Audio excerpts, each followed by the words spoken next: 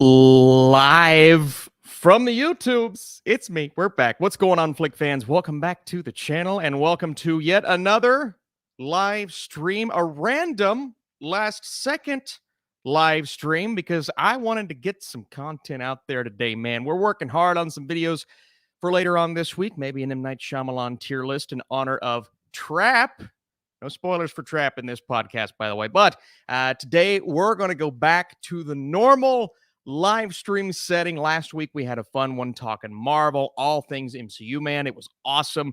But today we're going to have some fun. We're just going to talk about movies and box office and those kinds of things. And of course, plug the podcast movie mode along the way. If you all are here and you want to support this channel, dropping that like would be fantastic, man. Again, I wanted to do a random stream today. No warning at all. And this will be the first time in months that we've done two streams, 2 weekends in a row.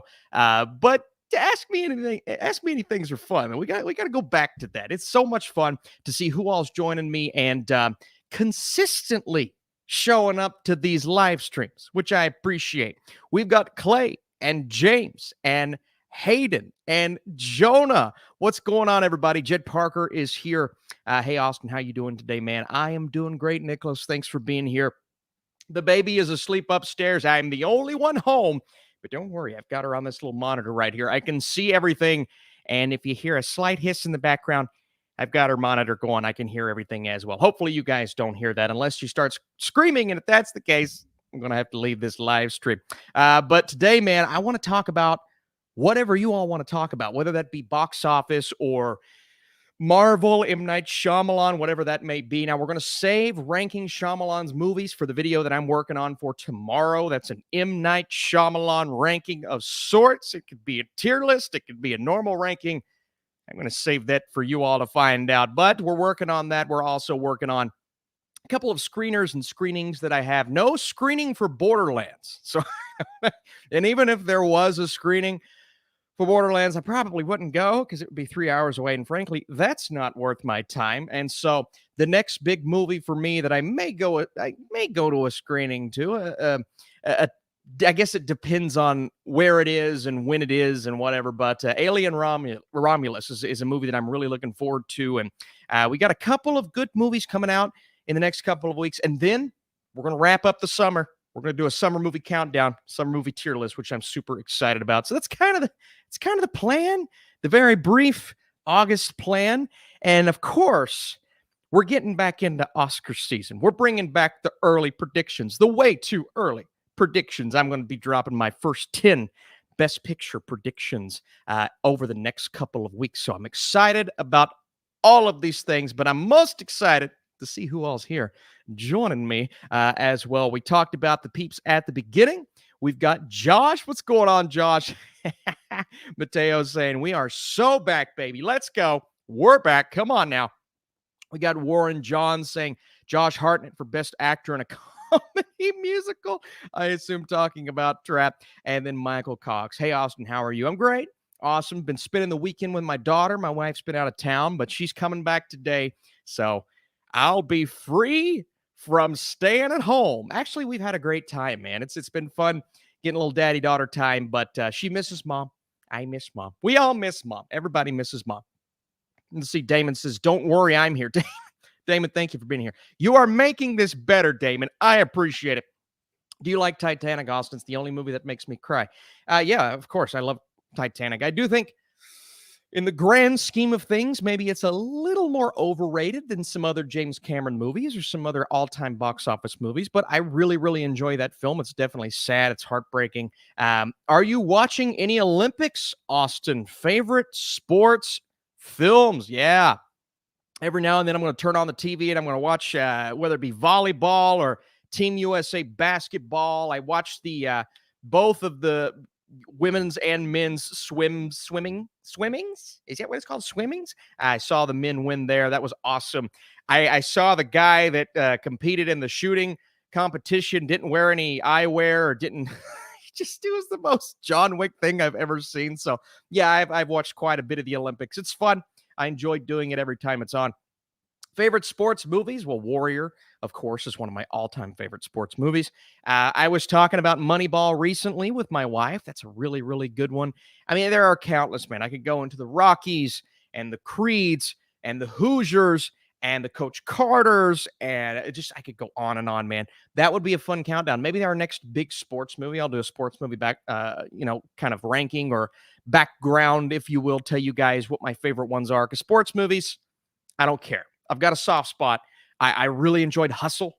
That was one of my favorites of that year. So definitely a soft. Oh, Air. Come on, y'all. Air came out last year. Air was one of my favorite movies of last year. I love that movie. Okay. Some people don't. It's fine. I loved it. Oh, and Challengers, of course. Yeah, it's funny because I think of Challengers and I don't really think of a sports film as much, but I definitely, I definitely have to include it because it is a sports film. Some of the coolest, well, the coolest tennis scenes I've ever seen in a movie, but it's definitely a romance at its core and a relationship, a love triangle type of movie. That's on MGM Plus, by the way, and I, for some reason, have MGM Plus. I think I had to watch a movie or something for a ranking, so I feel like I should watch that. When the wife comes back, maybe we'll check it out. All right, guys, let's scroll back here. Hang on, got to sneeze. Let me mute it. Hang on. No, did I sneeze? Nope, didn't sneeze. Okay, it's gone. The sneeze is gone, everyone. Let's see. How's your day going? It's going awesome. Rocky is my favorite sports movie. Trevor, that's a fantastic one I have. I think that's the answer you're going to hear the most. I still haven't watched the first Slam Dunk. That's a film that I wanted to get to last year. Other than it being in theaters for like a week, I had no clue how to watch it. So maybe it's out. If I go check, it'll be out now. Remember the Titans. That's a phenomenal movie. We Are Marshall. That's another one that just came to my head. I think McConaughey's performance in that is genuinely great. For the Oscars, personally, I think Challengers is going to win Best Editing. That's going to be tough, Mateo. I still think Dune might have that, but I would be conflicted with who I was rooting for because I do agree that Challengers has top 3 in the discussion for the best editing of the year. So that's going to be tough, but I think you're right there. I think it's going to be between Challengers, Dune, and whatever else pops up over the next couple of weeks, months, whatever it may be. By the way, guys, if you are here, if you're hanging out with me, man, we're finally getting some people in here. Welcome. Ask me anything, baby. Pose a question, pop a question down below. But if you guys want to drop a like on the screen, on the stream, that would be awesome. I would appreciate that. The channel would appreciate that, as well as if you all have questions for me that you want me to answer for sure. If you want to support the channel, Super Chat is the way to go there to assure that I answer your question. And you guys let me know, please. If I miss a Super Chat, if I keep scrolling, let me know. That way I do not miss anything. The Replacements from Jed Parker. That's a good one. Yeah, I don't know why that wasn't one of the first ones I thought of. Next year's Oscars is going to be Villeneuve's year, baby. Lisan Al-Gaib. Oh, my goodness. I hope so. I really hope so. We're in August. Still my favorite movie of the year. Not a ton of competition to this point, but yeah, absolutely my favorite movie of the year. Will you be reviewing the director's cuts of Rebel Moons? I don't know. I watched the first one. I'm holding my thoughts because I still may do a video. If not on this channel, on the Burke Reacts YouTube channel. That's my second YouTube channel. But I'm not sure. I'm not sure if I'm going to do that just yet.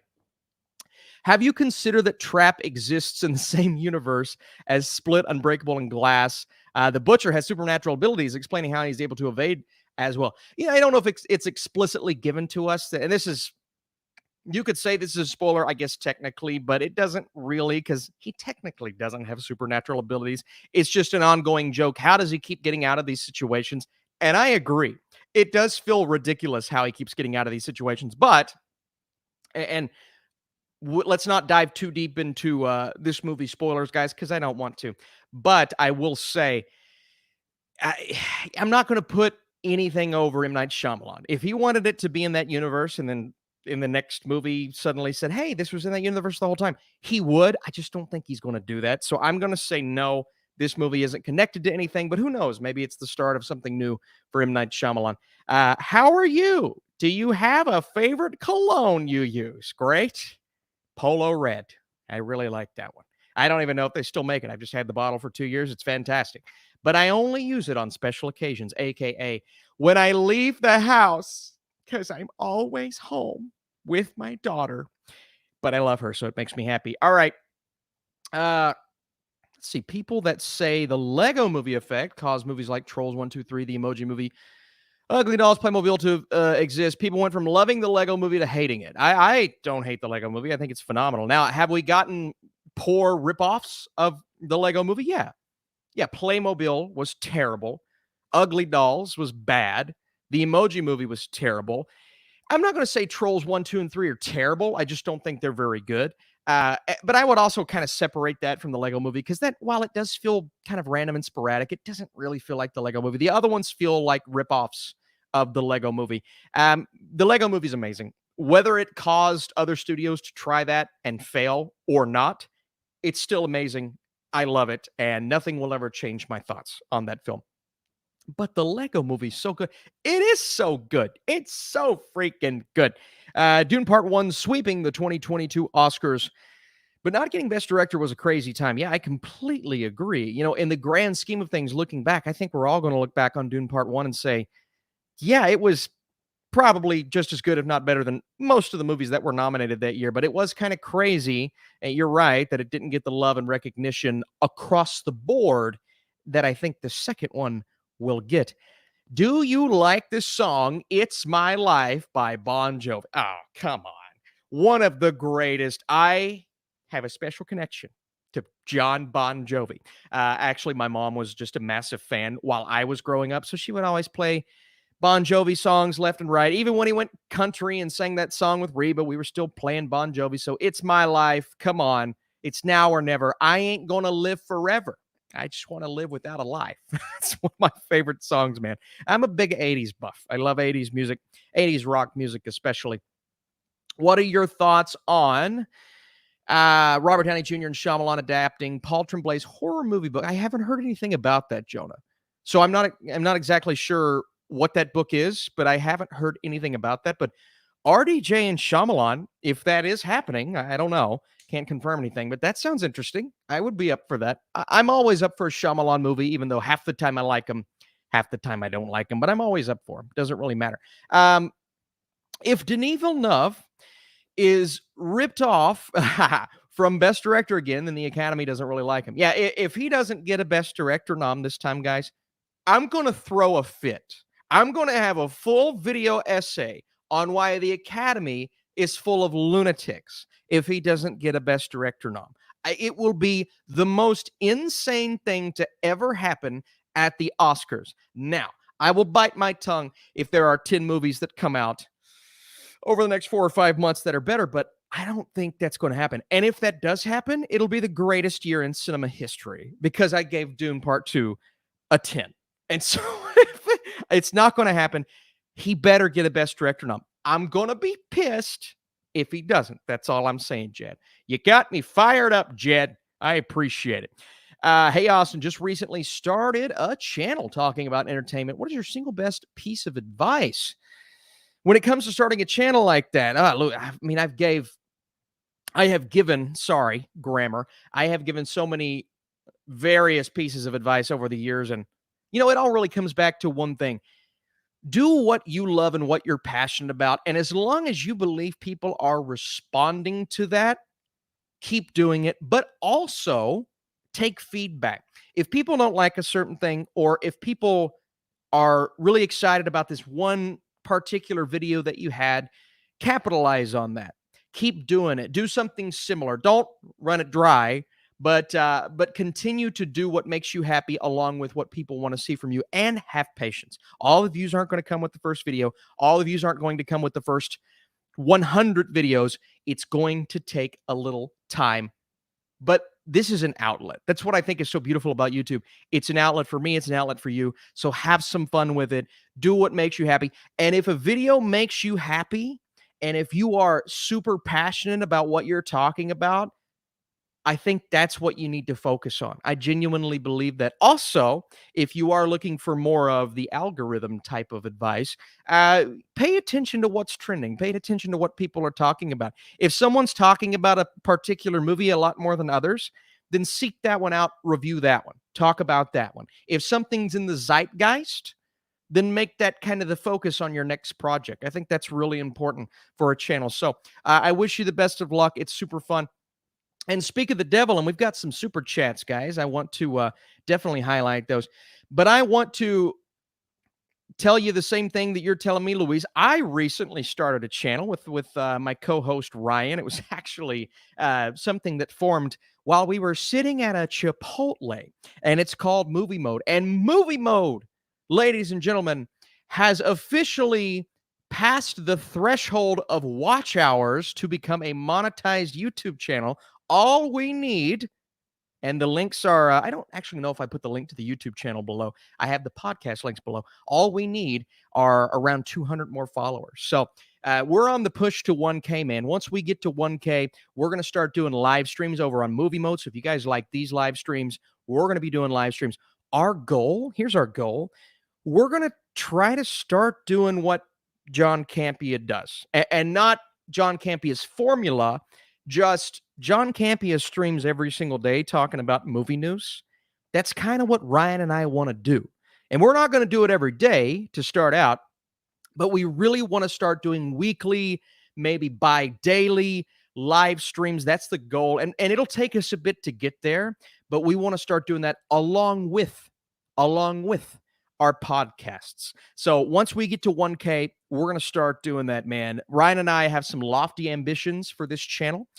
We genuinely want to cover movie news eventually daily. That's our goal. And so if you guys can help us get to that first 1K, Movie Mode on YouTube, that would be amazing. And check out our most recent video. I have to say, this was a 2-hour podcast about the state of Marvel, Deadpool and Wolverine, and the MCU after San Diego Comic-Con. And so we talked literally for 2 hours about where Marvel's at, where they're going, and we also brought up some things in the YouTube space and controversial things that you have never heard me hit on before, but it was really fun to do, and I like it. I like it. So we're going to try to do that more in our podcasts, man. Very fun podcast, open space. So if anything, if you guys want to subscribe to that channel, that would be amazing. But go check out our latest podcast, The State of Marvel and the Aftermath of San Diego Comic-Con. This week, we're going to be talking Trap, maybe some Batman, and I'll see Borderlands. So maybe we'll talk some Borderlands as well. But thank you guys so much for your love and support on that, man. It is a blast to start a new YouTube channel. I've started 2 in the last month, that and Burke Reacts over on YouTube. So if you want to go check out Burke Reacts as well. All right, guys, that was that. And that was wonderful. And I appreciate all of your all support. But let's get into some of these super chats, shall we? So we've got 3 super chats so far today, and we're going to start with Paul. Do you find it insulting that M. Night would put promoting his daughter over making a good movie? Well, that's interesting, Paul. So I'm of 2 minds on this. I believe that, so if you guys don't know, M. Night Shyamalan's daughter played the singer in this latest movie, Trap. And this singer is essentially meant to represent like the Taylor Swift of this world, or whomever is popular right now, the person that's really popular and fangirls and boys are freaking out over, and this is played by M. Night's daughter. Now, M. Night's daughter is a singer in real life. So part of this casting was to promote her as a singer. That's absolutely true. You can argue with that, but why did he cast her in the movie? Come on. You know why he cast her in the movie, okay? I don't find it insulting, though, and here's why. I do believe M. Night had a couple of goals in mind with casting her. One, obviously, he's going to get his daughter out there. He's going to get her music in front of us, but also her acting skills in front of us. And he believes, and I don't know if I agree with it because I found the third act to be a little bit of a mess if you watch my review, but he believes that this is an integral character for the third act of this movie, and so he thought his daughter could do it. Now, whether he's doing it solely to promote her music or not, I can't answer that. but I believe he thought his daughter was best for the role. And so it's his movie. He uses his money to finance these movies. I believe he still does that. He did it for a while. And studio backing, obviously, a little bit. But I'm not super insulted by it because these are his projects. These are his passion projects. And I like the fact that he has the final say and not the studio. That's actually kind of nice. And whether I agree or disagree with the decision to cast his daughter, I don't love the decision because it's very clearly one that is trying to promote his daughter's music. But I'm really I'm curious. I'm curious to see what the response is by more general audience goers if he is let's see, somebody said what a dog take. Somebody is very upset. What's the bad take, Mr. Boone? What's the bad take? Let's get this out there. Okay, I think you're responding to somebody. I wanted to let's get it. Let's vent. Okay, let's vent. But no, when someone is able to finance their own films and to do what makes them happy, then I am going to support that. Whether or not I agree with the decision to cast his daughter, I'm going to support that. And it was obvious, glaringly obvious, that he did that. But it's his passion project, and that's fine. And that's fine. So yeah, I don't really have too much to say about it, to be honest, because I've already moved on to the next thing. But I definitely felt like that character was the weakest part, or became one of the weakest parts of the second half of the movie, unfortunately. So, interesting question, Paul. I appreciate it, but I like it, man. I really do like that question. JT Miller. JT Miller, we ever come back to Discord? We miss you. You still got the Discord going, JT Miller. Yeah, I haven't been on Discord I was on there recently to do a podcast, PopXcast, and I hadn't been on in forever. I didn't actually look in the server. Yeah, that server just went so far off the rails, JT. And frankly, when my daughter was born, and as we started to have to focus on other things, I found it was just a little too immature for me, to be honest with you, JT. Not you. Obviously, a lot of people on there were amazing and still are amazing, but just too much controversy, too much arguing. And so, and people were kind of taking it over or making it their own thing. And so I let a lot of the mods know I was dropping out, and I dropped out. And that is that. And so you all are free to do as you will. Who knows? Maybe things have gotten better on there. Maybe I will check in one of these days. But I've got so much going on in my everyday life with my daughter and my family, and doing this other business that I have now. It's as well as YouTube. But it's a good question, though. Look, I appreciate you all that were good people on there, because we had some people that were terrible people on there. But I appreciate you all for keeping it going and keeping the chat going. And the same goes to the people in my letterboxed comments on my 2024 list. You all are amazing. I mean, genuinely amazing. Keeping the conversation going, a great space to talk about movies. I pop in on that all the time. And so to everyone who keeps that conversation going over on Letterboxd, thank you. It is so much fun to pop in and check out some of those very hilarious at times conversations. It really is. Let's see. Yeah, Salika did fine as the pop star, but there was way too much of the concert in the movie, and there are slow songs instead of upbeat ones. Yeah, I agree. Rated awesome show. Way too many slower songs, and they spend time on it. And I did like what Shyamalan, and I said this in my review, I did like what Shyamalan did with the people filming the concert and what he had to say about that. That was fun, because he did some creative things like, all right, these kids are on their phones the whole time. And of course they were. So I appreciated that. But yeah, too much of a concert movie. Casting his daughter is only one of the dozen problems with Trap. Don't tell Film Twitter that, because apparently M. Night Shyamalan is the greatest director of all time, according to Film Twitter. What is going on? What is going on? Look, I appreciate M. Night Shyamalan. I really do. I like the fact that I'm excited for all of his movies. I was excited for Knock at the Cabin. I was excited for Trap. But oh my God, if you have a bad thing to say, and it's like a 40-something on Rotten Tomatoes, so more people dislike it than like it. I hate to tell them that. But oh my God, man, you have a bad thing to say, you just get slammed. And I saw somebody this morning say, if you liked Deadpool and Wolverine more than Trap, I can't take your opinion seriously. I'm going to assume that's what they sound like in real life. So if you guys want to see me absolutely demolish film Twitter, go check out here. I'll put it back on screen just in case you missed it. Go check out our latest podcast on Movie Mode because Ryan and I had a great time.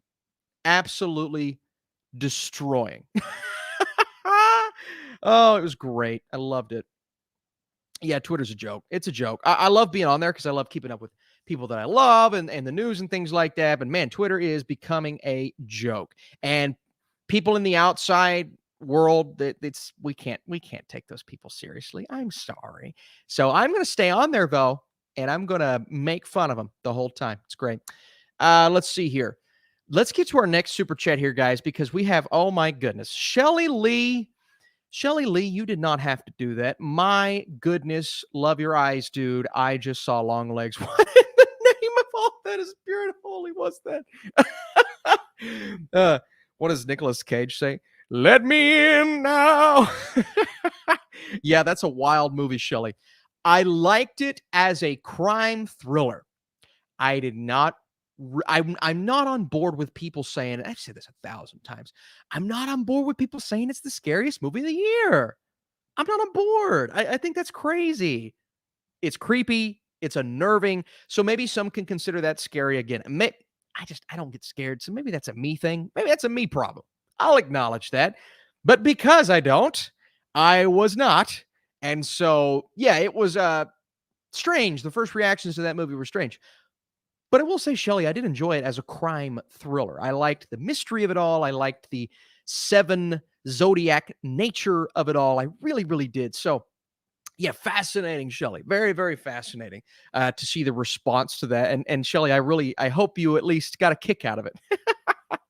Thank you so much for the super chat, Shelly. You are the MVP of the day. I appreciate your support for me, myself, but also the channel and Movie Mode, man. Get Movie Mode off the ground. Every dime, every dollar is going to help that channel because we really are going to start focusing on that. Again, guys, if you're not subscribed to Movie Mode, let's go see if we've got any subscribers. Have we got any subscribers since we started the show? Yes, we got 4. 781, baby. Let's go. You guys, you all are the best. That's amazing. And let's see how many likes we have on this stream. Okay, we got over 30. I think we could do better than that, though. I'd love to have 50 likes before the stream's over. That's my goal. That's always my goal with these things. Mid-year for horror so far. Yeah, little mid, but we've had some good ones lately. I really enjoyed Late Night with the Devil, and The Oddity lately was really good. So The Oddity, Late Night with the Devil, and technically Long Legs, but again, I like it more as like a mystery thriller. What are your favorite video games of all time? Yeah, I'm a Nintendo guy. Actually, I was a Call of Duty guy. Modern Warfare 2 is up there, but I'm a Nintendo guy. So Mario Kart Double Dash, Super Smash Bros. Melee's probably my go-to, although Brawl is pretty daggone sweet. Call of Duty, and then Madden. I'm a big Madden guy. I really want to play the new NCAA. I really, really do. I gotta will myself to drop the cash on it because I don't play video games a lot. So it's a lot for me to drop that kind of cash on a video game. But I don't know. Maybe I will. I'm an NCAA football, massive football fan. NFL is my go-to. I am working on my next edit while trying to message here. Multitasking is crazy, JT. Yes, that's the best, though. That's the best feeling in the world. You're getting stuff done. You're having some fun.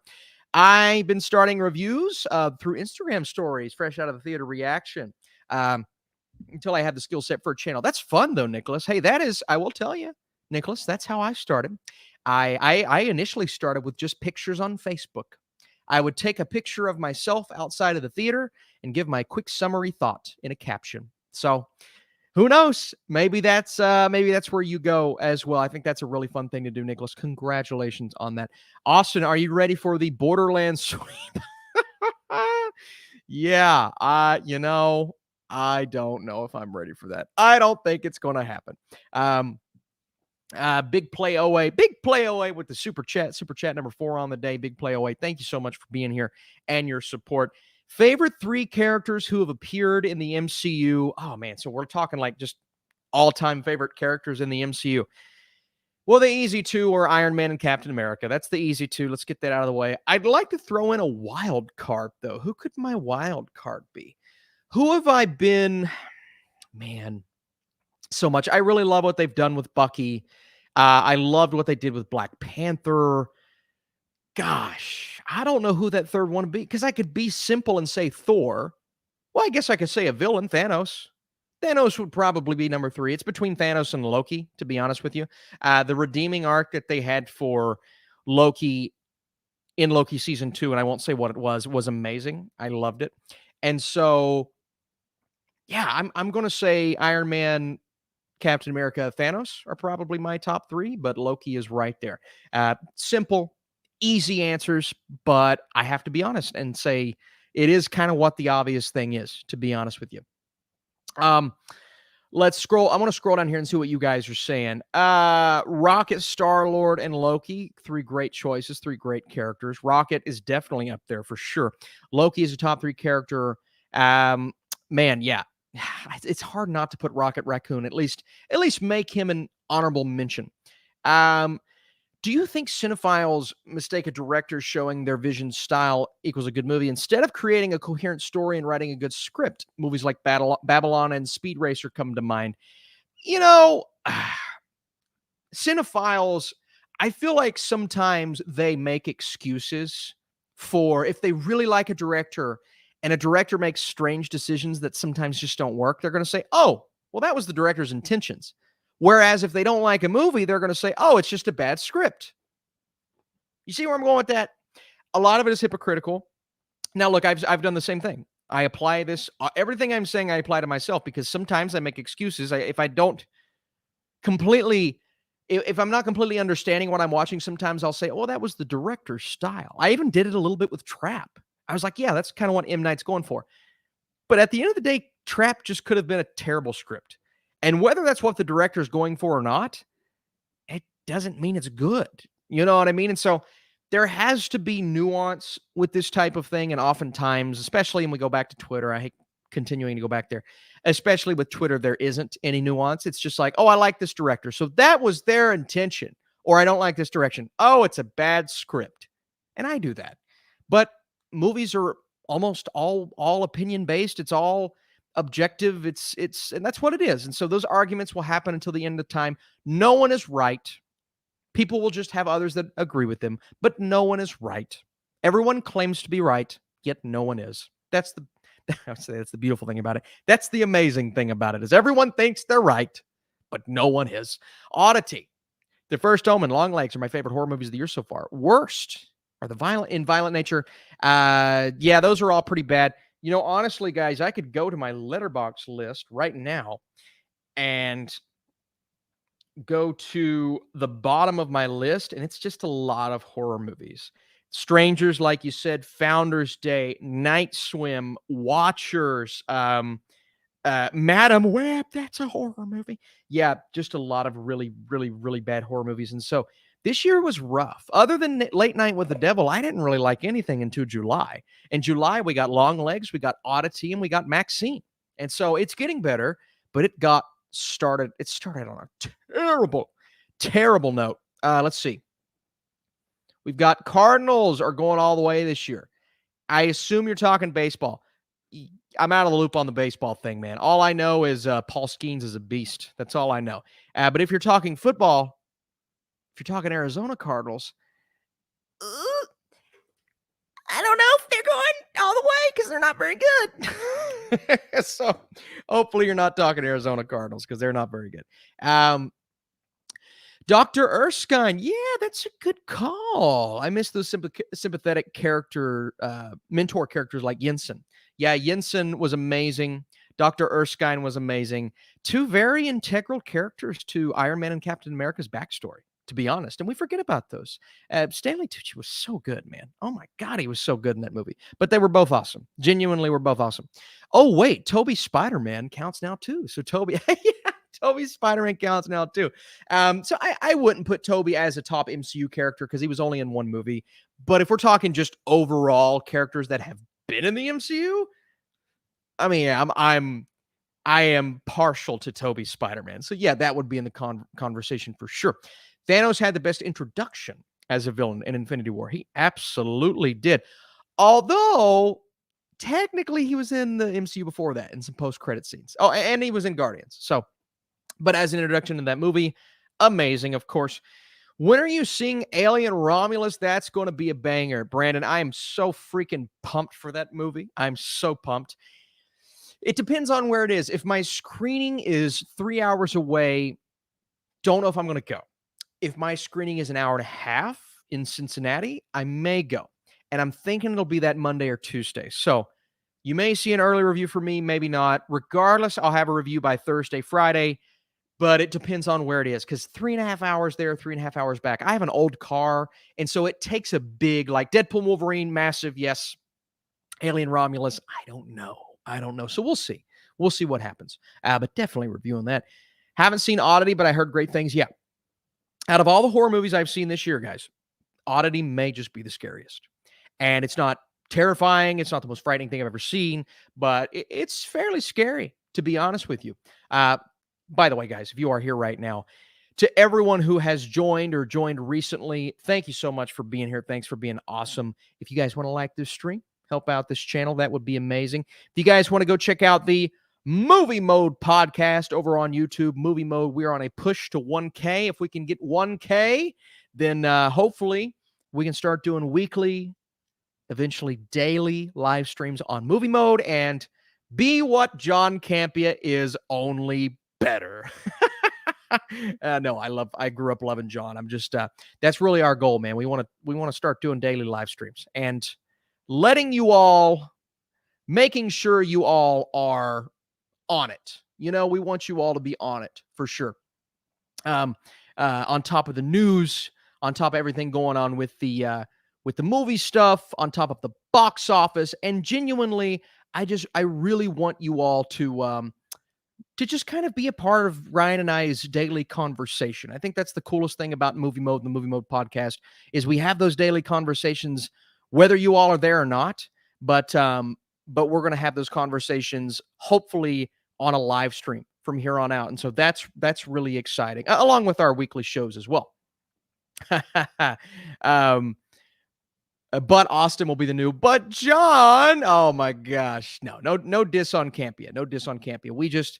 I actually think it's more of a positive to Campea. We want to kind of take that formula and do something different with it, because Campea is a beast. He's always been a beast, but we want to take that formula, go in a different direction, and maybe hit on some hot button topics that are more movie related, you know, more things that capture my interest rather than some things that they hit on over there. Watched Longlegs with my dad, and that's one of the only movies that actually creeped him out. Yeah, I will say Longlegs is creepy. It may not be super scary, but it definitely is creepy. We got a super chat. Oh, Rocky McFly. So we got Shelly Lee with the $25 super chat, and channel legend Rocky McFly with the $20 super chat. Rocky, thank you for being here. Thanks for being awesome. Always having a great conversation with Rocky. Channel legend. I finally got around to watching The Bear, and it did not disappoint. Season 2, episode 6, Fishes, has now become my favorite episode of TV I've ever seen. Also, the episode that is all in one take. Oh, yeah, of course. It's just incredible. Yeah, season 2, episodes 6 and 7, with, you know, our boy Cousins' full exploration and Taylor Swift jam out in the car. I don't want to go too much into detail in case you guys haven't seen The Bear, but Fishes is amazing. Those 2 episodes are genuinely some of the best episodes of TV I've ever seen, Rocky McFly, and so I'm so glad you started it. I am curious, though, Rocky, how you feeling about the new season, if you're watching it right now? Did you enjoy the direction that they took with season 3? Are you excited for season 4? Or are you like some other people and are a little disappointed in season 3? So once you get there, let me know. But if you're talking The Bear as a whole, I completely agree with you. It is one of the best shows on TV. 1000%. It's amazing. It is just full of phenomenal performances, beautiful cinematography, and expertly crafted story and just so on and so forth. And so I'm so glad you were able to watch it. Check out my review for the new season. It's just amazing. It really is amazing. Rocky McFly, thanks for being here. Thanks for being super supportive of the channel as always. And man, guys, we've had some great questions today. Oh yeah, The Bear season 2 is amazing. Season 2, I mean, genuinely one of the best seasons of television I've ever watched, which could explain why I was just a tiny bit disappointed by season 3, but I still think it is awesome. Let's see. Try podcasts with John Campea as a guest. Yeah, of course. I mean, if you listen to our latest Movie Mode episode, you heard Ryan and I talk in depth about why we believe the YouTube space should start communicating a lot more. People on one side of the fence and the other, why don't they ever get together and talk? And that's kind of our goal on Movie Mode, is to try to get everybody on, people that you probably hate and disagree with, people that you probably love and support. And so that's kind of going to be one of our goals, man. We kind of want to unite the space, as opposed to just seeing constant division, which is all I see in this YouTube space. Constant division. That's one of the things I loved about Collider, man. Collider would always get people that had different backgrounds and different beliefs. And I think of Collider Heroes and all the guest hosts that they used to have on that show, and all of it being brought together beautifully by John Schnepp, who is a YouTube legend. If you guys don't know who John Schnepp is, just an amazing host, amazing human being. But he would bring in people that just had drastically different beliefs and be co-hosts on the show. It was awesome. And so Ryan and I hope to start doing that for Movie Mode, man. That is the goal. John Campea is good, but I don't like some of these staff people who help him with his videos. That's fair. Yeah, not everyone's going to like everyone. But Campea, yeah, he's always found a way to make people fit and work and those things. Joseph Burke, I'm here for the sexiness. That is Austin. What's up, Joe? What's up, Joe? Love you, Bubby. Hope you're doing great, man. We reunited on PopX recently. It was amazing. It was phenomenal. And hopefully we're going to get back together soon, man. And if you guys don't know, I mean, I mentioned it in a video earlier this week. I'm going to mention it again. We did our former co-host of the PopX cast did pass away last weekend, which was absolutely heartbreaking and devastating, man. So in my next couple of videos, and you can check out one of my recent videos as well, I'm going to be dropping a link for her and her family's GoFundMe. And I meant to actually do that in the description of this video, because I should have done that. But stay tuned to this channel, man. We're going to be dropping a link for our former co-host who tragically passed away, and it was devastating. And when Joe and I get together next, man, you're going to see a celebration of memories and happiness and smiles and all the things that Lindsay Badger represented, which was just pure joy and some amazing geeky goodness. And so, Joe, thank you for being here, man. Our last episode was phenomenal. I actually got a little banner for it. PopX. Here's, let me change this real quick. And I'm going to keep this up and I want you guys to go check that out and subscribe to PopX Cast, man. We're going to start back soon and do that more concurrently. And I really, really loved this last show that we did. It was awesome. Collider was like the Avengers of movie talk. I agree. Collider was everything, man. I grew up with Collider. I grew up with all those guys, and it was sad to see everything kind of separate and go away, but I have those memories, and that's all that matters. What's the worst movie you saw while you had to drive 3 hours to the screening? I've seen some pretty bad ones. I'm not going to say the worst. I'm going to say that the most disappointing movie that I saw was the latest Jurassic World Dominion. Not because it was the worst movie I've seen driving that far, but because I made my friend, who is the world's biggest, most incredible Jurassic Park fan, drive 4.5 hours to that screening. I didn't realize he was driving so far, but he wanted to do it. He said, I want to come to this. I want to get to see Jurassic Park early. He drove, I met him there, and we were both devastated. And so because of that heartbreak through him, that's the most disappointed. That's the most angry I've ever been, because that movie was just not good. It was just not a good movie. Let's see.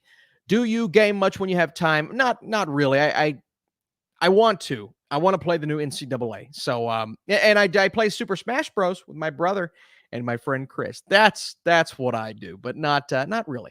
Hot take: Casino is better than Goodfellas. Woo, Anthony, that is a hot take, a take that I vehemently disagree with, but it is a hot take for sure. Rewatch Ryan. Imagine Collider having modern day Robert Meyer Burnett and Chris Gore on. See, that's what I'm saying, man. That's what I'm saying. People are just so everybody's on such different sides, and you'll be able to hear this when Ryan and I talk on our latest episode. And again, I keep shouting that out, but please go check it out. But yeah, I just want to unite the space a little more. It needs to be a little more. There needs to be some togetherness right now, because there frankly is none. I remember that reaction. Your friend was pissed. Yes. Poor Samuel Prater was devastated that he drove that far to watch Jurassic World. I am sad for him. Do you like Fallen Kingdom or Dominion more? But they're both pretty lame, to be honest with you. They're both pretty lame. Yeah, I'd have to rewatch them. Initially, I liked Dominion more, but now that I think about it, they both stink, so probably neither. Do you own a Nintendo Switch? I do not. I play my brother's, because I'm with my brother all the time, and we're always playing, man. Jurassic World Dominion was a nothing burger to this franchise. Completely agree. But I thought both of them were. Both of the sequels to Jurassic World. By the way, guys, if I do another live stream next weekend, I don't know the schedule or not, I may be having a guest on, a guest that you know all too well. He may actually be in this chat right now, but we're going to have some fun things to talk about. I've already mentioned it on this show, what we're going to try to do with movie mode, but we really are going to try to start more weekly things on there. So again, we're trying to get to 1K over on the Movie Mode YouTube channel. Look, the audio feed's important for sure, but we got to get to 1K so we can start doing some live stream, man. So we need that push. I love Austin's brother. I assume you mean not Austin brother, Austin's brother. Yeah, he's fine. He's okay. What is with the Goodfellas slander in the chat? We better not be slandering Goodfellas. I'm not going to take. Oh, what is this? What is this? I think Irishman is better than good. What are we doing, Mateo? What are we saying? That's okay. All opinions are welcome. I disagree, but all opinions are welcome here. Hot take: Green Lantern 2011 is the most underrated superhero movie. Interesting. That makes sense because it is rated extremely terribly. So if you enjoy it, then to you, it would be underrated. For me, it's not. I think that movie is bad. It's forgettable. It's dumb. And it devastated me as a youth. I was devastated. I just remember seeing all the reactions from the Schmoes and Stuckman and Johns and how disappointed they all were. And yeah, it's pretty bad, to be honest with you. Is your daughter more connected with you or your wife? I'm biased. So obviously she's going to say one thing, I'm going to say the other. I think she's a daddy's girl. She is gotten to where she will just do the full frontal hug, wrap her arms around my neck. She will not say mama, she will say dad. Now, does she get thrilled when mom comes home from work? Absolutely. Is she tickled when mom picks her up from daycare? 1000%. But I think right now, where mom's been away for the last couple of days, and it's just dad, I think she's a dad's girl. So I can't speak for tomorrow, but I think she is a dad's girl right now for sure. If we're taking out Goodfellas, let's take out Blade Runner. Ryan coming in with the Blade Runner hate right now. Ryan does not like Blade Runner. Ryan, I will say this. While I don't hate the first Blade Runner by any means, I have always been of the mindset. And by the way, take out all your hate on Ryan, not on me. Every ounce of hatred you have, take out on him. I think Blade Runner is not even on the same playing field as 2049. I believe 2049 is so much better than the original Blade Runner. So in that way, I agree with you.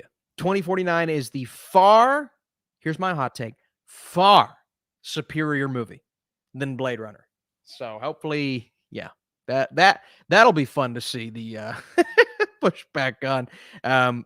But Ryan doesn't like the first. I do like the first Blade Runner. I like it.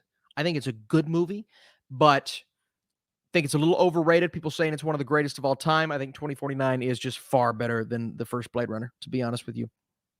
Joe said, Blade Runner's freaking iconic, Ryan. Calls his local optometrist for an eye exam. I've got the host of PopX and the host of Movie Mode arguing over Blade Runner in the chat. Fellas, we're gonna have to have Joe on Movie Mode or Ryan on PopX to decide this once and for all. I think that's how we're going to have to settle this. I genuinely believe we're going to have to decide this. God, this is so much fun. I love this. I love this. 2049 is a top 3 movie of all time. I love both, but I do prefer 2049. 2049 is a freaking masterpiece. So a lot of people in the chat on Team 2049. I do believe it's better. I like Blade Runner a lot, but 2049 kicks ass its ass. I don't think that's a hot take. Man, yeah. They beefing. G. Kobe P. I'll see you on Movie Mode. I hope Ryan brought his brown pants. I love this. This is so fun. This is so great. Yeah, another reason to subscribe to Movie Mode and PopX Cast. The Blade Runner beef is what we're calling it. The Blade Runner beef. Top Gun Maverick is better than Top Gun. Anthony, I'm with you. Now, again, these are why these are hot takes, right? Because most of the time I prefer the originals. The original Star Wars trilogy, Jurassic Park, the legacy sequels, it's so exciting because they're great, because it's rare, right? Most of the time a legacy sequel is just, like in Dumb and Dumber's case, hot garbage, right? Or Zoolander's case, hot garbage. Or some will say, I think I may prefer Twisters over Twister, but that's a debate, right? With Blade Runner and Top Gun, it's kind of a rare thing. And so the fact that Top Gun Maverick is better is crazy. The fact that Blade Runner 2049 is better is crazy, because those are both held in such high regard. Now, do I hold Top Gun in that high regard? No. Do I hold Blade Runner in that high regard? No. But most people do. And so that's why it's crazy that Maverick and 2049 are so much better. This is a video that I should be making separately, but it's such a fun discussion, man. The impact that a good legacy sequel has, to me, is just, it's second to none, to be honest with you, because it's so hard to capture that magic, capitalize on that nostalgia while making it a good movie and making a good story. And that's why I believe Top Gun Maverick's so much better than Top Gun, is because I never really connected to the story of Top Gun. I kind of connected to the emotions, but I wasn't in.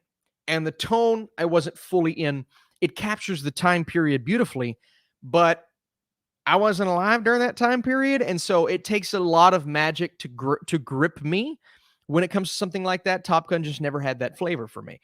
Top Gun Maverick has that flavor that takes that nostalgia, flips it on its head, and created one of the greatest movies of this century so far. And so it's really cool that we get something like that. Same thing with 2049. Although I will say, I do push back on Ryan a little bit. I don't think Blade Runner is a bad movie by any means. It's just when you have that level of hype for something that doesn't warrant that level of hype, that's kind of what we're talking about here. And Ryan makes a good point here. Top Gun is an example of something that's iconic but not good. Woo, Ryan. I love it. We're going to have to discuss this. That Joe said, do you feel that slapping sensation, Ryan? That's me taking a hard stick to your undercarriage for your cinematic heresy. Oh, my God. Oh, I love you all. That's amazing. Let's see. Joe said, all love, Ryan. It's gentle love taps. Respect. See, this is why we can have these fun little bickers. That's great. Do you think Gareth Edwards is a chicken for caving to Jurassic World after creator bombed? I don't think so. I think Gareth Edwards is a guy who's brought his flavor to Star Wars in Rogue One, and yeah, Creator didn't do great, but it got some Oscar nominations. People that saw it really loved it. I didn't love Creator. I thought it was a little overrated. But I don't think he's caving, man. You've got the original writer returning, and you've got some really fun things happening with this new Jurassic World. I love the cast. I love Edwards as a director. So maybe he saw all this and said, I can actually go make my mark here. And maybe he saw a franchise that is kind of on a downward trend after Dominion and thought to himself, we can bring this back from the dead. It's not dead. It made a lot of money. Just talking quality wise, we can resurrect the quality of this franchise. That's what makes me excited. And so I actually love the fact that Gareth Edwards is tackling this, because he could genuinely bring this franchise back to form, or as Green Goblin says, back to formula. That's that's what we're going to try to do here, guys. We're going to try to make it better, because the last two stunk. They were bad. I thought Creator was mediocre, decent. Yeah, a lot of people enjoyed it. So I'm kind of on my island there. I didn't like Creator all that much, but a lot of people did enjoy it. Edwards should make more original films. Sure.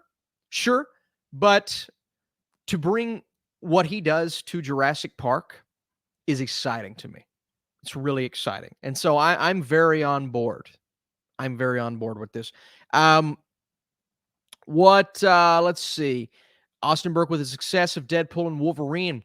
What do you think of the best performances from Ryan Reynolds and Hugh Jackman outside of those characters? For me, Ryan Reynolds, Buried, Jackman, Prisoners.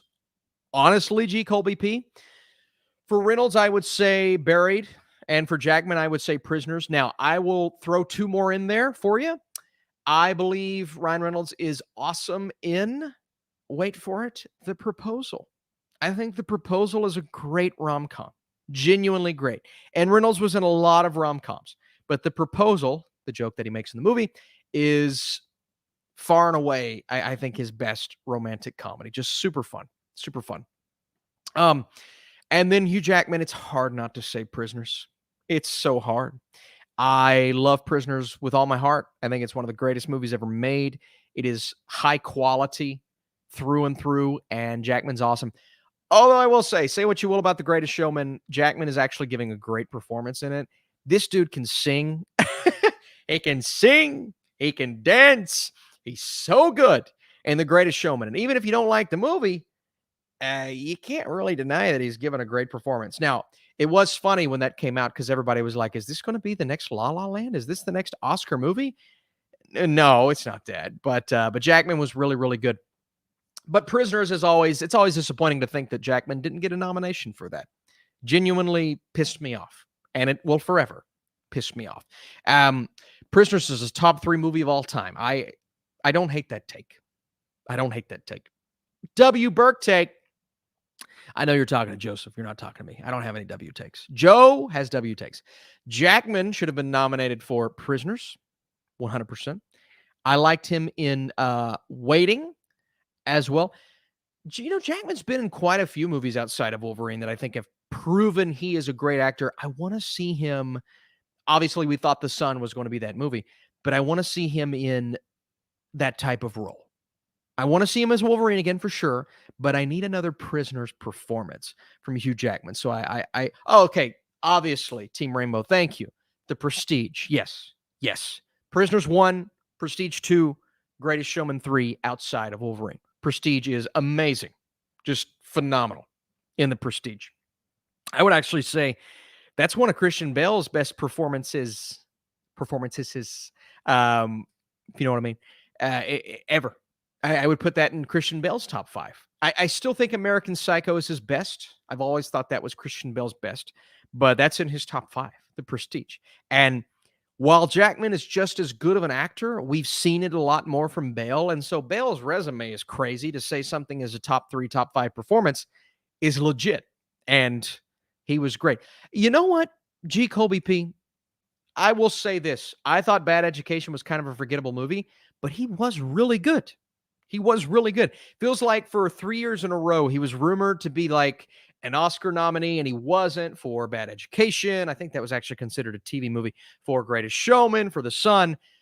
He's always good, but those movies just haven't been on that level. And so that's why I need another Prestige or Prisoners from Hugh Jackman for sure. Do you think Nicolas Cage will get an Oscar nomination for Long Legs? No. No, I do not.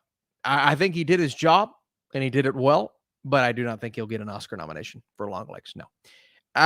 He was great in The Sun. Yeah, he was good. I just, The Sun was a bad script. It was a bad script. Real Steel 2 is coming. Is it? Are we getting Real Steel 2? I mean, I would welcome it with open arms. And what was the skiing movie? What was that one called? Does anybody remember that one? What was the skiing movie? I liked that movie. Somebody tell me what that was. I know you all know. That was with Taron Egerton. What was that movie called? That was a fun film. It really was. Let's see. You already answered that one. Austin, you rock, man. You rock. Thanks for everything. You're the best. Eddie the Eagle. Yes, I liked that movie. I thought it was good. What do you rate the New Boys season? I haven't really thought about a rating. Definitely the worst one, but I still liked it a lot. So 7-ish, late 7s, high 7s, maybe. It's the most inconsistent season, but I still really enjoyed it. I always enjoy The Boys. It's just one of those watches that you can just sit back, relax, and watch it. No matter if an episode's not as good. All right, let's move on to the next one. And then the next one's amazing. And that's what this season was for The Boys. Like episode 4 of The Boys this season was one of my favorite episodes ever in the show. It was awesome. And so that's kind of what that show is. Eddie the Eagle is quite good. You're not the first person that's told me I should watch Snack Shack. I've got it on my watch list. I really want to watch it. I'll try to make some time for that. And there are a couple of other movies this year that I haven't seen that I want to watch before the end of the year list, because you never know what could sneak on there for sure. Let's see now. Are you excited for tonight's House of the Dragon? Yes. And guys, we are getting close to the end here. Okay. So if you guys want to drop a like on the stream now would be the time. I think we've passed 50 likes. That is awesome. But if you guys also want to get your last couple of super chats in, last couple of questions in, I will be reviewing House of the Dragon tonight. Be on the lookout for that. I will be reviewing House of the Dragon. So I'm excited. So excited. Somebody said no racist comments. Y'all better not be being racist in the chat. Yeah, that's not going to fly. That's not going to fly here. We don't do that. Hundreds of Beavers is one I'd recommend. Go check out my letterbox list. I saw Hundreds of Beavers. It was awesome. And it's one of my favorites of the year. Top 15. Great. I'm looking. Better not be doing that. Not be doing that in the chat, y'all. All right. Hugh Jackman was great in Les Miserables. Yes, Les Miserables. 1 month left. Emmy Award nominations. Yeah, 1 month left until the Emmys, right? Until the Emmys. I might do a little prediction video like we did last year. Joe with the nostalgia bomb. Our grandmother's favorite horror movie was 976 Evil. So I don't even know if I've ever actually seen it's the 80s, Joe? I think it was 80s. Let me see. Oh yeah, it was the Robert Englund movie. Yes. Oh my goodness. And I'm talking Robert Englund directing the movie 976 Evil. So, fun fact about Joe and I's late grandmother. Her favorite genre by far was horror. She was a horror movie buff. I remember her watching Alien versus Predator while I was a child. And there was a lot of nudity in that movie, man. And my grandma was she was a devout Christian, okay? But she loved herself some horror and some gore and it was just the funniest thing. And so I watched so many movies. Another one, Joe, another fun one, she loved Texas Chainsaw Massacre. And I remember seeing Texas Chainsaw Massacre for the first time with my grandma. It's just the funniest thing. Because if you knew her, you wouldn't suspect that her favorite genre by a mile was horror, but it was. And so she introduced me to a lot of horror movies. I think I told when I was with Cody Leach, I think I told him this story and he was cracking up. I remember countless movies that she introduced me to, man. Alien versus Predator, and I believe one of the earlier Predators, Texas Chainsaw Massacre. I never watched 976 Evil with her, but there were a bunch, Joe, that she introduced me to, and it was just so funny to see her. And I actually got to introduce her to, and she got to see all three, man. Oh my gosh, it would have been so much fun to show her No Way Home. I introduced her to the first two Spider-Man movies. We watched Tobey Maguire's Spider-Man together. We watched Spider-Man 2 together. She was blown away by the special effects, and she got to see Spider-Man 3 2 or 3 years after it came out. It was closer to when she started to get sick. But man, just thinking about how she wouldn't have known the context of the other Spider-Man, but thinking about how excited she would have been to see Tobey Maguire return, man. We got to see those are the movies, the horror movies and Spider-Man movies. Those are the ones that I remember watching with my grandmother. Which Texas Chainsaw? Oh, the 78 movie, the 78 original. Yeah, she was hardcore 70s and 80s horror. It was, I never watched The Exorcist with her, but I am sure, knowing her taste for horror, I am sure she watched The Exorcist and loved The Exorcist. So cracks me up thinking about it. What's the best and worst James Cameron films? I mean, Terminator 2 has got to be the best James Cameron movie. It is just an awesome movie from top to bottom.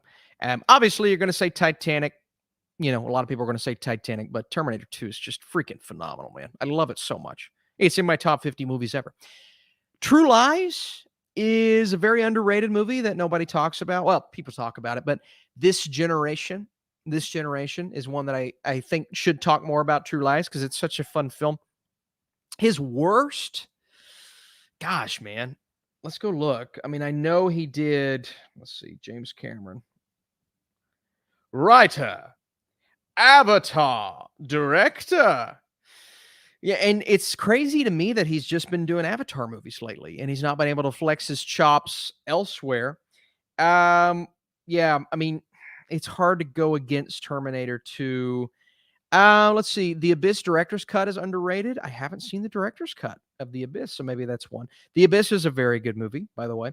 Aliens, obviously. The Terminator. Piranha 2, The Spawning. I haven't seen that. I would assume that is his worst.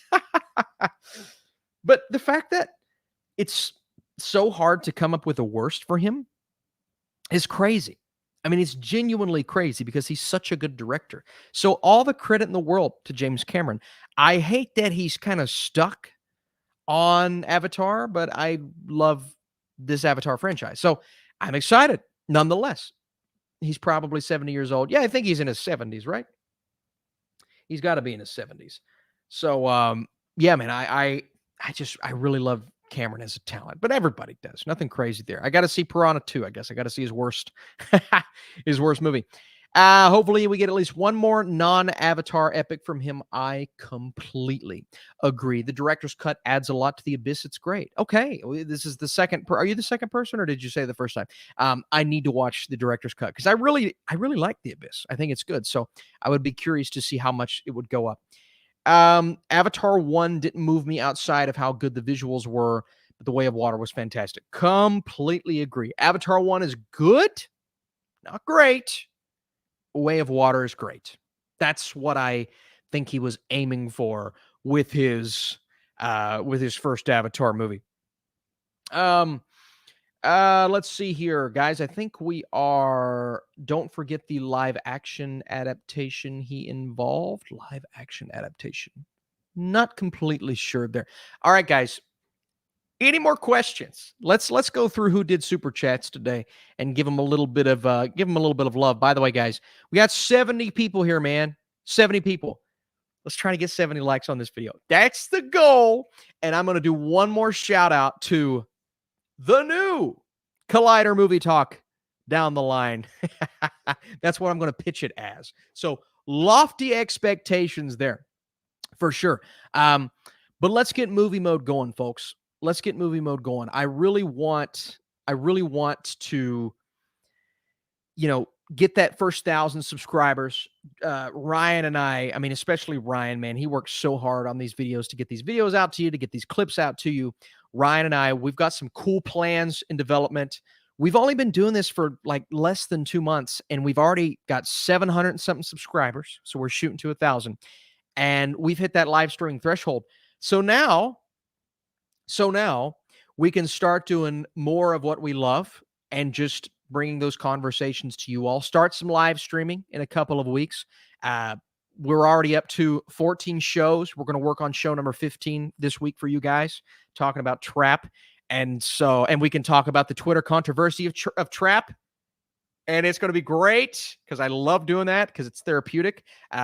So if you guys, first of all, want to like this stream, but if you want to go on over to Movie Mode, and going to try to have somebody on my next live stream to help me out with a little promotion for Movie Mode as well. Thank you guys so much for being amazing. Thank you for supporting Movie Mode, for supporting PopXcast, all of those beautiful things. We're on the push to 1K subscribers. And then over on this channel, I am working on an M. Night Shyamalan ranking for you all, as well as tonight, season finale, House of the Dragon. If you don't have the notifications on, you're going to want to do that, man, because House of the Dragon is going to be epic. Hopefully, we'll see. I am caught up, super excited for this finale. But again, guys, this is not the only channel we're doing live streams on now. We're going to start doing them on Movie Mode. God, I'm so excited. Come on, baby. Live stream channel.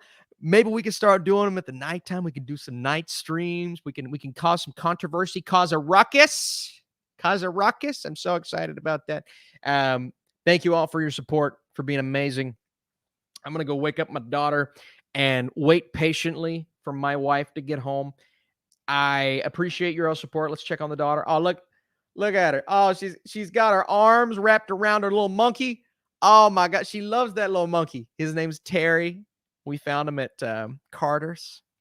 And then when we were at Carter's the other day, we saw another version of Terry, and she got upset because she said, "Hey, Austin, that's Terry." And I said, "That's not Terry. That's just a monkey. Your monkey is Terry." And so she's hugging Terry as she sleeps. It's so cute. Sometimes I hug Terry, and sometimes Terry talks to me, and we have a full conversation. And it's amazing. Terry is so beautiful, and I love him. And sometimes he tells me stories about the other stuffed animals. It's actually kind of terrifying, to be honest with you. Hold on. Ladies and gentlemen, hang on. Mateo says, "W, Terry." Is Mark Wahlberg babysitting your daughter? Hey, everybody. Hey, Mark Wahlberg here. I'm taking care of a baby. One guy, one transformer, one teddy bear, and one baby. That's a terrible impression. It keeps getting worse. We got a super chat from Nuclear Venom. Nuclear Venom with the bomb super chat. Come on now. What are we doing here, Nuclear Venom? First of all, Nuclear Venom, you did not have to do that. You're a beast. Talking these live streams as well as just amazing comments on all of my YouTube videos. I appreciate that, Nuclear Venom. I need this love. We need this love over on Movie Mode, Nuclear Venom. So if you want to take this love, not the money, but just go over, subscribe, because I don't know how long you've been on this podcast, but Nuclear Venom with the super chat bomb. I came back from Reddit, and I've seen a lot of comments and skepticism on Robert Downey Jr. returning to the MCU after Iron Man's death, where people are saying someone else should play as Dr. Doom and bringing Iron Man back from the dead. Well, Nuclear Venom, I can tell you this. I did initial reaction, and then Ryan and I talked about, right over here on Movie Mode for 2.5 hours, about this entire mess, this entire Robert Downey Jr. madness. So you can go over and check that podcast out, Nuclear Venom. 2.5 hours of glory in your ear holes. He's making sure he's making you save up on your insurance. Yes, he is, G. Colby P. Yes, he is. Terry the movie coming soon, by the way. Terry is a beast. But I will tell you, Nuclear Venom, since you asked and left the big bomb super chat because you're a beast, I will tell you, I haven't fully come around on the decision,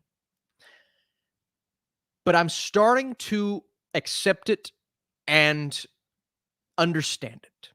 And here's why. And if you listen to the podcast, you kind of got a hint of this, a tease of this. And I think some things that Ryan said as well, this feels like after pivoting from Kang, which is something they needed to do, whether they were going to pivot from Kang after the Jonathan Majors thing or not, right? Because the Jonathan Majors thing, I think, allowed them an out. It gave them an out to pivot from Kang. But now that they have moved on, what are you going to do when you have to pivot and you have to draw people's attention elsewhere? And there was a controversy, but there's also just some things happening in the MCU that people weren't on board with, and nobody really cared about Kang. Some people cared about Kang, right? But the general audience, after Quantumania, that were so upset with Quantumania and bummed out that that movie wasn't very good, and then the little impact that Kang had, and Loki season 2 kind of wrapping a bow on that, it seems that we are moving in a direction that is drawing people's attention away, even those last little bit of people that were just kind of one thread remaining attached to Kang. If you're going to do it, you're going to do it big, and you're going to bring back Robert Downey Jr. And you're going to hopefully,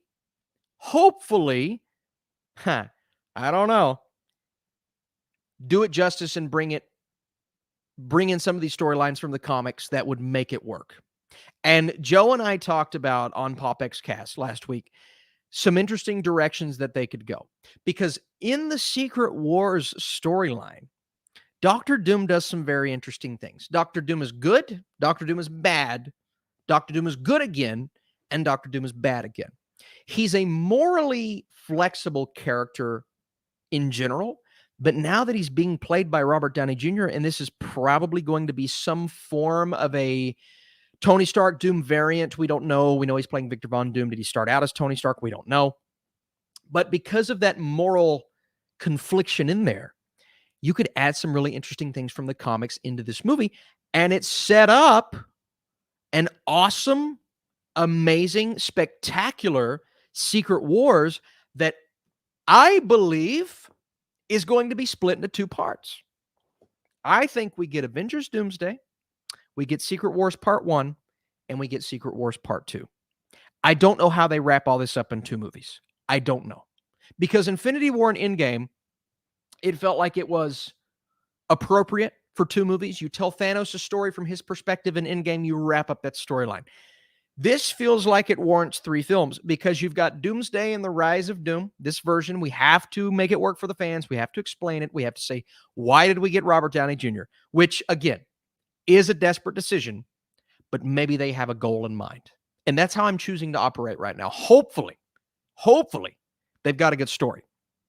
But if you take that mindset and you go into Secret Wars with that mindset, you're going to have a lot to do, okay?